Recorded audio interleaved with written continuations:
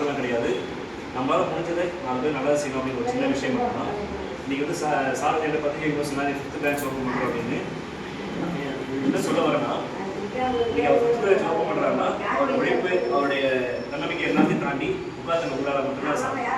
சரியா? ஏன்னா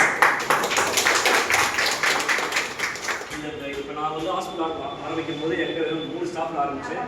நீங்கள் 36 பேர் ஒர்க் பண்ணுறேன். 36 பேர், அது இல்லாமல் 40 பேர் எக்ஸ்ட்ரா ஒரு 100 பேர் சம்பளம் கொடுக்குறோம். எதுக்கு சொல்கிறேன்னா, நான் இன்னைக்கு இந்த லெவலில் ஒதுக்கிறேன்னா அது காரணம் இந்த உழைப்பு எவ்வளோ இருந்தாலும் என் கூட ஒர்க் பண்ணுற ஸ்டாஃப் என்னை சப்போர்ட் பண்ணி மேலே இந்த தகவலுக்கு உங்களுக்கு ஃபஸ்ட்டு நான் நன்றி சொல்ல கடமைப்படுறேன். உங்களுடைய உழைப்பு, உங்களுடைய தன்னம்பிக்கை இதெல்லாம் நீங்கள் இன்னும் சப்போர்ட் பண்ணி சாரை வந்து மேலும் அடுத்த லெவல் கொண்டு போய் ஒரு நல்ல நம்பிக்கை வச்சு பார்த்து அவர் நிற்கும் போது சந்தோஷப்படுறீங்களே, அதுதான் எனக்கு பெரிய நீங்கள் சம்பாதிக்கிற பெரிய சொத்து ஆகும். சரியா? அது ரொம்ப சந்தோஷம். 2வது சார் இருக்காரு இல்லையா, பர்சனலாக வந்து பார்த்தீங்கன்னா சார் மாதிரியே ஒரு சின்ன ஒரு சார் மாதிரியே ஒரு வாத்தியார் எனக்கு போட்ட இதுதான் நீங்கள் நிற்கணும். ஜெயராமன் சொல்லிட்டு ஒரு சார், நான் லோ கிளாஸில் படிச்சுருக்கும் போது உன்னால் முடியும் படி எனக்கு படிக்க வச்சு என்னை ஆளாக்கி நீ டாக்டர் ஆக்கி மக்கள் சேவையில் நிற்க வச்சு என்னை பார்த்து ஒரு ஆசையை மட்டும்தான். அவங்க நினைச்சா எதை வேணா மாற்றலாம், என்ன வேணா செய்யலாம். அது அவங்க கையில் வச்சு சாரு அவங்க எல்லாம் வந்து எப்படின்னா, நான் சின்ன வயசு பையன், 35 வயசு ஆகுது. ஆனால் அவங்க எனக்கு வந்து அவங்க கூட மரியாதை, அவங்க எனக்கு என்ன பேசுறது, அவங்க பசங்க சொல்லி கொடுக்குறது, உட்காந்து அந்த பாப்பா எனக்கு கை எடுத்து கொடுப்பதான். சரியா? எதுக்கு சொல்லுன்னா, அதெல்லாம் அவங்க வந்து எப்படி சொல்கிறது, அவங்க இல்லைன்னா நான் அவங்க மாதிரி ஒரு வாத்தியார் இல்லைன்னா நான் இன்னைக்கு இல்லை.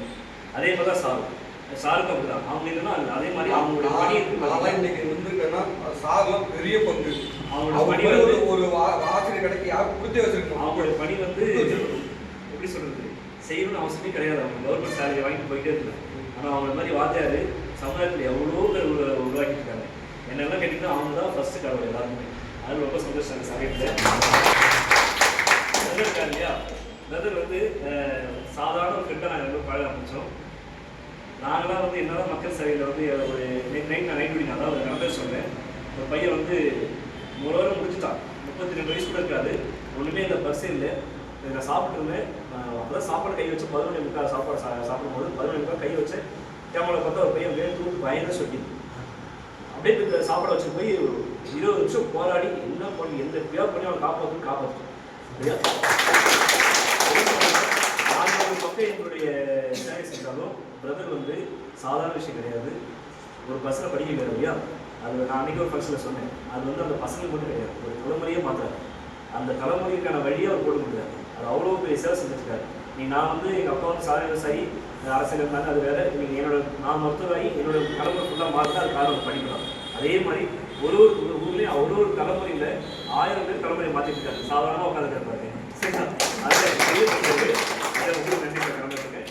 அவங்க எல்லாருக்கும் திரும்ப சொல்கிறது தான், நீங்கள் இன்னும் நிறையா பிரான்ச் ஓப்பன் பண்ணி உங்கள் சேவைகள் நல்லபடியாக இருக்கணும். அது என்னோட முழு சப்போர்ட் இருக்கும். எந்த சமயம் தான் நான் அவங்க சப்போர்ட் பண்ணி சேவை கொடுப்பேன்.